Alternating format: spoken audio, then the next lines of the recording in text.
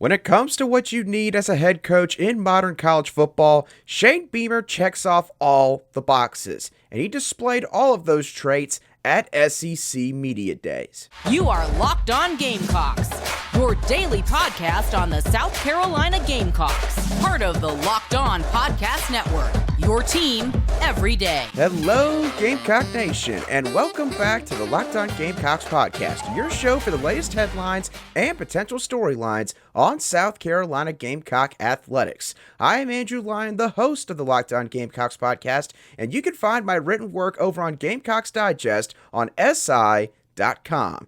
Thank you so much for making the Locked On Gamecocks podcast your first listen or watch here today. We are free and available both on YouTube and wherever you get your audio podcasts daily.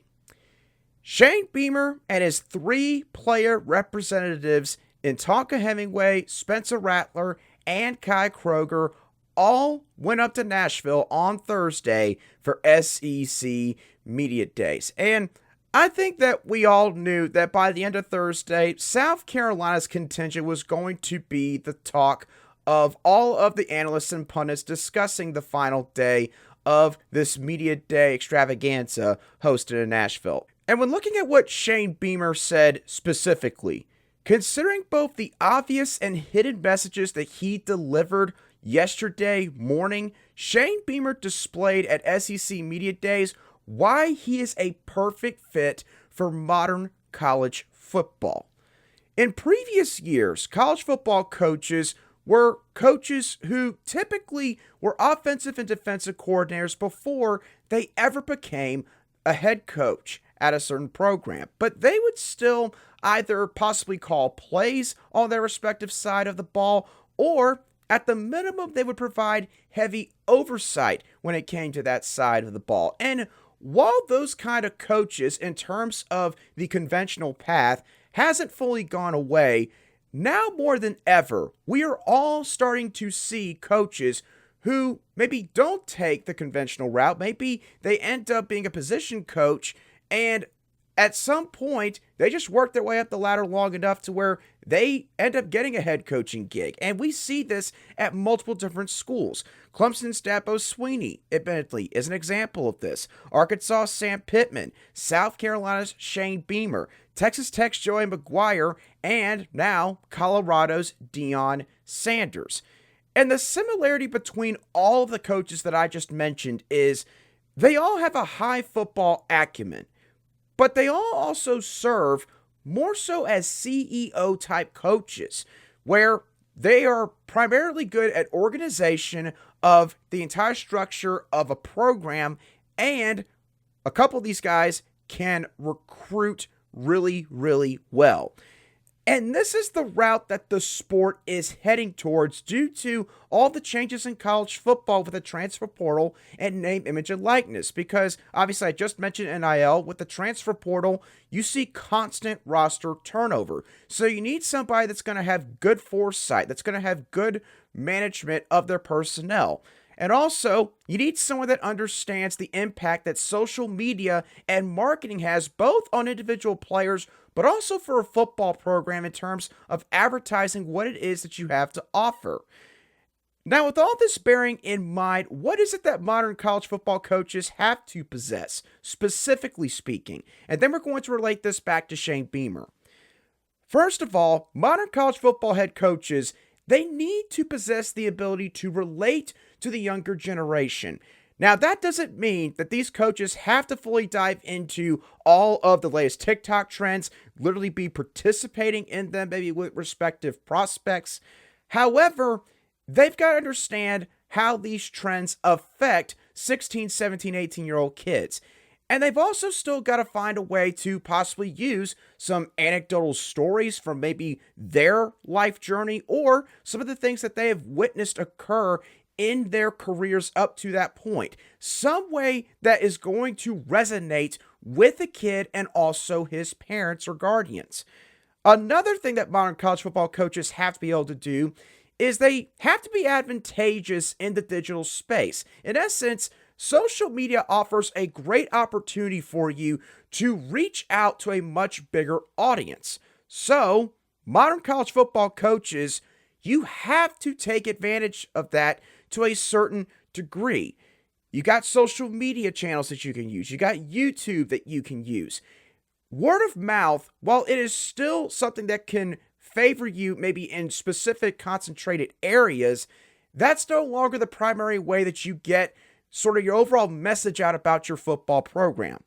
And the last trait that modern college football coaches need to possess is they've got to be effective at marketing the program in different ways. No good salesman, or in the case of these football coaches, recruiters, uses the same exact pitch with every single person that they interact with, or in this case, a recruit, because it's not going to hit home with all these kids to the same exact degree. So you've got multiple different avenues in which you can try to market your program to these prospects. You could talk about NFL development. You could talk about your academic programs. You could talk about how they would fit in that respective scheme, or the track record of the coach that they would be playing under. And also, you could use future teammates, the talent surrounding them. There's a bevy of ways in which you can sell your program to these high school football prospects. And everything that I just went over perfectly describes Shane Beamer, and he displayed all of this at SEC Media Days. When it comes to the ability to use examples or stories, Shane Beamer discussed Spencer Rattler and how he transferred from Oklahoma to South Carolina, and how this upcoming fall, Spencer Rattler has the opportunity to become a two-time team captain. What this conveys to possible transfers is that the program has fostered an environment where transfers can come in and not just contribute, but also be fully embraced by their teammates. In essence, you're not going to be just treated as a lone wolf. If you are given the chance by your teammates, then this team is one that's going to embrace you fully. That's what's happened with Spencer Rattler since he has come to Columbia. When it comes to being advantageous in digital space, in Nashville on Thursday, Shane Beamer made a clear and obvious recruiting pitch to Jonathan Paylor, whom the Gamecocks are heavily battling NC State for right now. He talked about new defensive tackles coach Traven Robertson for the Gamecocks. Robertson was a North Carolina native, and he talked about how successful he was when he came to South Carolina as a player that eventually went on to the NFL and now has come back as a Power 5 assistant football coach. And so he used this to try and send the message to Jonathan Paylor that, hey, you could have the same sort of story play out in your favor if you come to South Carolina. There's guys in the past that have had that happen. And then when it came to marketing the program on Thursday, Shane Beamer talked about academics. And I think that compared to all the other SEC coaches that went to the podium this week, he was one of the more in-depth coaches when talking about what his kids have done in the classroom, which is still something that is very important to some of these kids and a lot of these parents. He discussed how, back in the spring of this year, the football team recorded the highest GPA in the history of the program, and mentioned that 8 of the players had 4.0 GPAs. Shane Beamer, he is somebody that is a perfect fit for South Carolina, but he is also a perfectly fitted coach for this new era of college football. A lot of people just like to say that Shane Beamer just gets it, but that does not exactly give all the full context of what all he brings to the head coaching position at an SEC football program. And it's obviously a big reason why South Carolina football fans feel quite strongly that Shane Beamer has an opportunity here to possibly elevate this program beyond even what Steve Spurrier did many, many years ago. Now, while that was a big takeaway that I had from SEC Media Days, it was not the only one. Spencer Rattler, obviously, was probably the biggest name out of the group that went to SEC Media Days. And when watching his interactions with the media, I think that it's pretty clear Spencer Rattler, his confidence is back. But it's not the same confidence as it was a couple years ago. And I'm going to dive into what exactly I mean by that in just a couple moments right here on Locked On Gamecocks. Today's show is brought to you by eBay Motors. Now, for a championship team, it's obviously all about making sure every single player is a perfect fit, like your head coach here in Shane Beamer. But that also applies to your vehicle because every part needs to fit just right. So the next time that you need parts and accessories for your car, head to eBay Motors. With eBay Guaranteed Fit, you can be sure that every part you need fits right the first time around. Just add your ride to My Garage and look for the green check to know that the part will fit, or you'll get your money back. Because just like in sports, confidence is the name of the game when you shop on eBay Motors. And with over 122 million parts to choose from, you'll be back in the game in no time. After all, it's easy to bring home a win when the right parts are guaranteed. Get the right parts, the right fit, and the right prices on ebaymotors.com. eBay Guaranteed Fit is only available to U.S. customers. Eligible items only. Exclusions apply.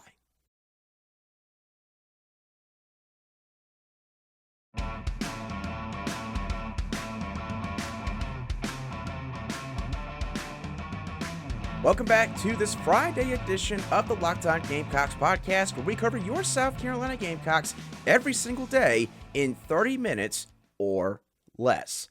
Thank you once again also to all of you every day for making the Locked On Gamecocks podcast your daily choice for South Carolina Gamecock sports coverage. All right, now let's dive into my second main takeaway from SEC Media Days, which was this. Spencer Rattler displayed a different type of newfound confidence in Nashville.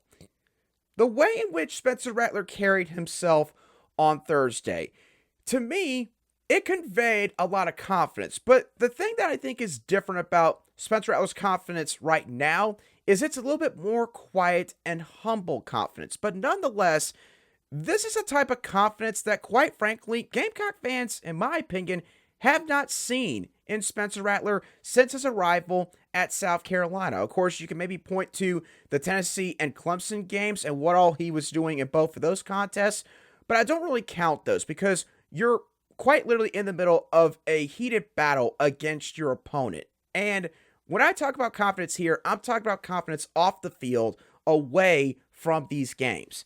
So to break this down a little bit further, I want to separate both the instances where Spencer Rattler showed more humility and the instances where Spencer Rattler showed that he's still got plenty of confidence in his abilities at the quarterback position. Let's start off with instances of humility. When Spencer Rattler was asked during one of his media pressers about trying to eliminate turnovers and how he and the offense are going to try and correct it, this was his response. Quote, "You can't win games with turnovers, so I take total accountability for that. What I see on film is just sometimes I'm trying to do too much. I'm trusting my arm too much. I just need to trust the play, trust the offense, and protect the ball." I think that this is a pretty big deal to hear this coming from Spencer Rattler's mouth at SEC Media Days. The reason I say that is when you go back and watch some of these games from this past fall, Spencer Rattler, in my opinion, he was not just throwing the ball around willy-nilly, every single game, putting up in harm's way. But there's no question, when South Carolina's offense was struggling, or when the team was in a deficit, maybe they were down a couple scores, Spencer Rattler usually did reach a point where on maybe a 3rd and long, or maybe it was a 2nd and long, and they called a play that involved a couple of deep routes down the field, Spencer Rattler at times was still willing to just kind of go, you know what, I'm just going to chuck this up and see what happens. He definitely had multiple moments like that this past season. So to see him sort of acknowledge that with this question being brought up at SEC Media Days, I think that ought to be music to Gamecock fans' ears, in my opinion. And also Shane Beamer's ears, because he wants to cut down turnovers a great deal. He said that plenty while up there in Nashville on Thursday. Now, another instance where Spencer Rattler showed humility was when he was asked in this same media presser about facing Drake May and North Carolina in Week 1. A lot of hype around this matchup. A lot of people making this just purely about the matchup between both quarterbacks and Spencer Rattler and Drake May. Here's what Spencer Rattler had to say about his thoughts regarding this contest. Spencer, big ball game against North Carolina. Have you met Drake May, been around them a little bit, and what can you tell us about that game against North Carolina. That's a big ball game. Yeah, I'm excited for the game. I haven't met Drake yet. I mean, he kind of blew up on the scene last year and had a great season. Credit to him. I'm excited to get to compete versus them. It'll be a fun game. Hopefully we'll put on a show. He talks about how he's excited to play against Drake May. He commends him for his play this past year. This is a new Spencer Rattler. This is a Spencer Rattler that, hey, listen, he's not giving him a ton of credit necessarily, but he's certainly giving props to the kid from North Carolina on what all he did back in 2022. And I just thought it was a cool moment because he seemed to really convey a strong sense of mutual respect that he has for Drake May. Now, the third time in which Spencer Rattler showed humility at SEC Media Days was when he was asked about his ups and downs that he went through at Oklahoma and how it helped him as a player and person. Here's another clip and soundbite regarding his answer to that particular question. Spencer, when you look back at your time at Oklahoma, all the ups and downs, just how do you feel like it helped you grow as a quarterback or as a person? Yeah, good question. Being a quarterback, you're going to go through the success, you're going to go through the adversity, and you got to take it all. I think it was great learning experience for me. Coming here to South Carolina, it helped me a lot, to be in this position, and I'm just grateful to be here. If Spencer Rattler was asked this question last year, let's just say, hypothetically, he went to SEC Media Days in 2022, I don't know if this would have been Spencer Rattler's answer. I'm not going to flat out say he would have been like, oh, woe is me, when giving an answer to that kind of question then. But I do think that last year I could have understood maybe Spencer Rattler sitting there and going like, why is this happening to me? Because for so long in his football career, a lot of things went his way, right? He had all this talent and he won big in high school, won big in his first year at Oklahoma. And then all of a sudden, everything just seemed to crumble around him when it came to sort of his stature and status as a quarterback in the sport. And so last year, again, I don't think that would have been his answer. At least he might not have as much conviction with it. But this year, it was different. He was willing to admit that, now it was probably a good thing for him. And so a lot of humility showed in those three instances. Now, that doesn't mean that Spencer Rattler still doesn't have a lot of confidence in his game. Let's talk about this first point. He was asked about what challenges Missouri provided in the matchup against the Gamecocks last year. And this is what Spencer Rattler had to say. Quote, "We just didn't execute at a high level in that game. We tried to say, don't let anybody beat us, and we beat ourselves in that game. But credit to their defense, they did a good job that week." So Rattler still gives some credit to the Missouri Tigers for what all they did, and the Tigers do deserve some credit because they definitely stymied South Carolina's offense. But Spencer Rattler, clearly, he's got some hard feelings about that game. And it does seem like a game that he's probably going to take a bit personally coming into 2023. Another instance where he still showed that confidence that Spencer Rattler's always had was when he was asked by Brad Crawford of 24/7 Sports where he'd rank himself amongst all the quarterbacks in the SEC. Spencer Rattler responded, quote, "I would like to put myself at the top. That's just self-confidence. You got to have that as a quarterback.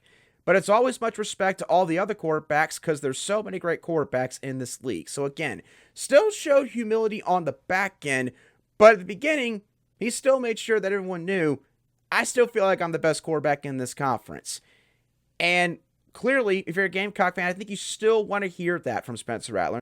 And the last notable moment where Spencer Rattler showed that confidence that he's always had was when he was asked, what was it that led to him realizing that he wanted to come back to South Carolina for one last run in 2023?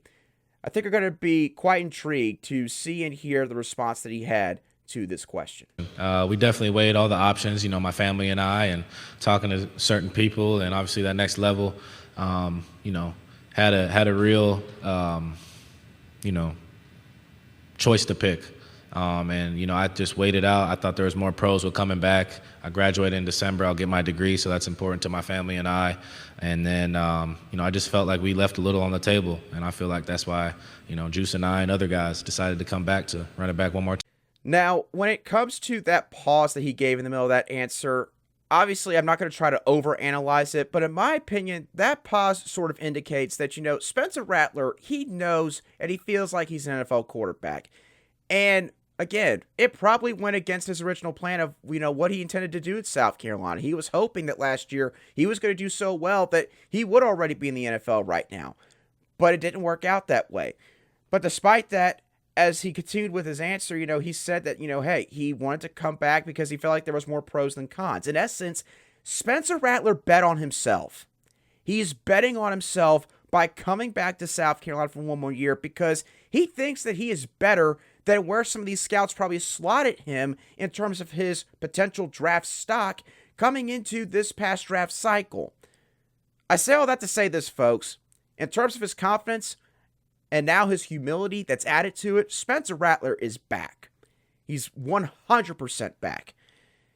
He's still a little bit cocky at times when he does show that confidence, but it's not overwhelming. And again, as a quarterback in this conference, you want to see that from your guy.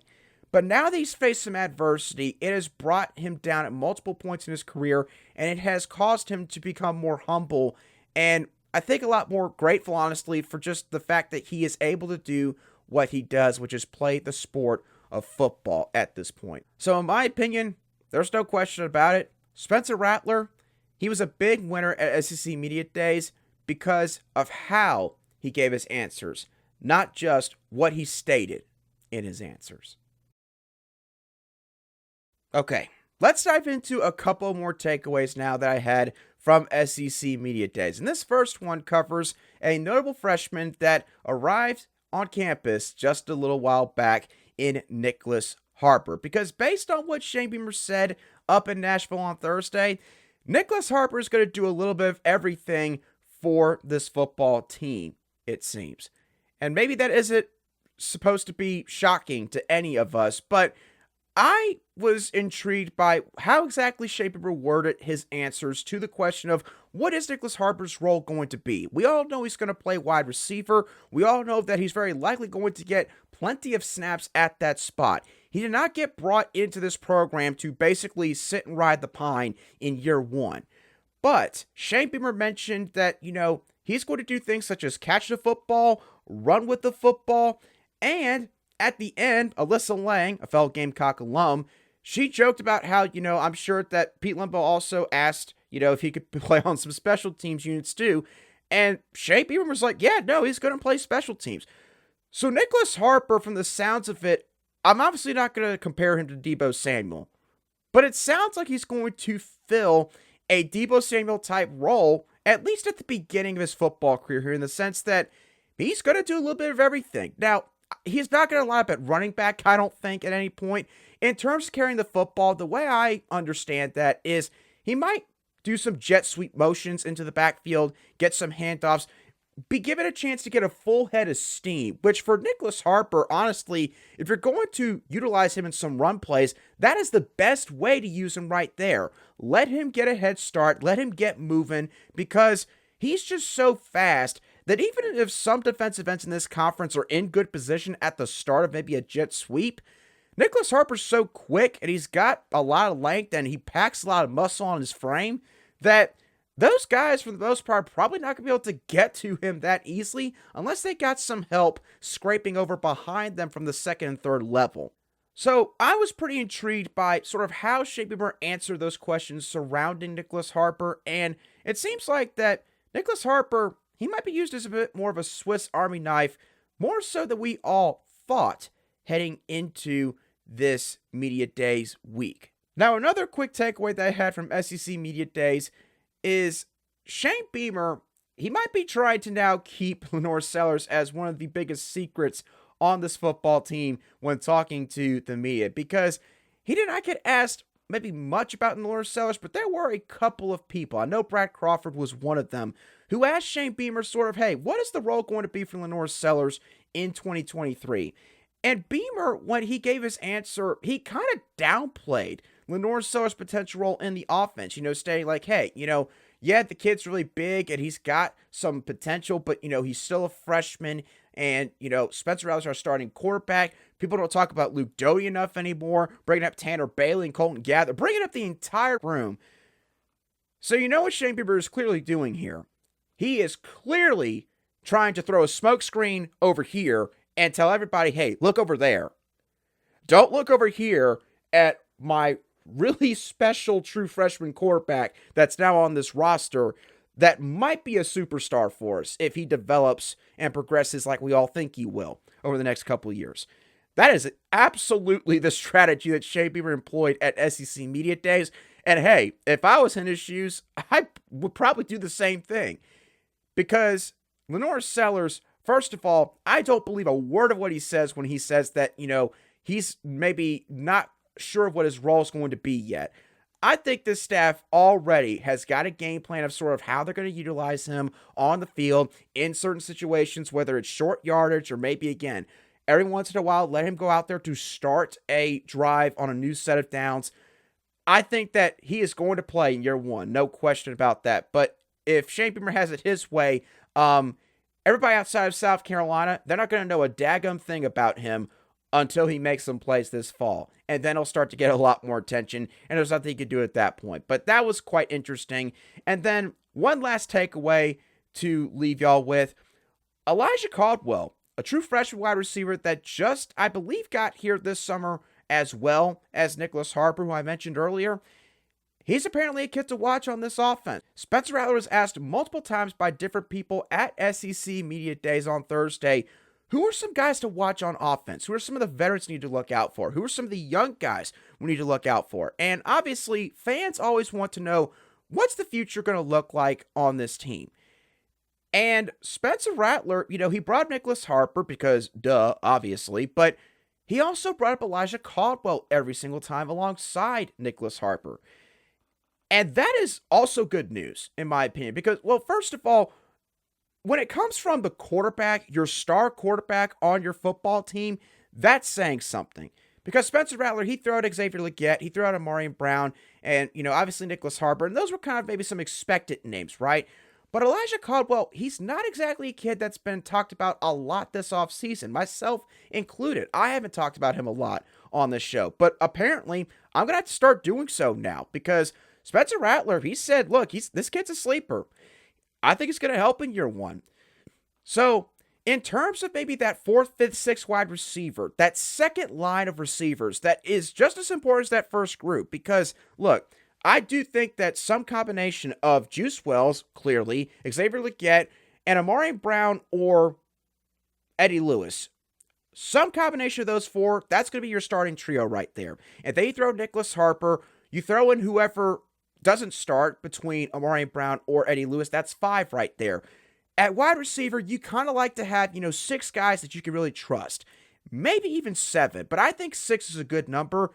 Elijah Caldwell, he might be that 6th man. He might be that young buck that steps up over guys that are going to their second year and guys that just got here and be that guy that helps out this team in year 1 to 2 deep. And if that's the case, that's really good news for this offense because I've talked about before with this wide receiver group, I feel like that's a bit top-heavy in terms of experience. It's certainly got some potential with different guys. There's different skill sets, and I think it's talented. But I kind of got worried about, hey, there's a couple guys that get hurt. Who could be those players that step up behind them? Elijah Caldwell, apparently, even without injuries, he might be a kid to watch this upcoming fall. But with that being said, that does it for today's show of the Locked On Gamecocks podcast. I hope y'all thoroughly enjoyed today's show, as always.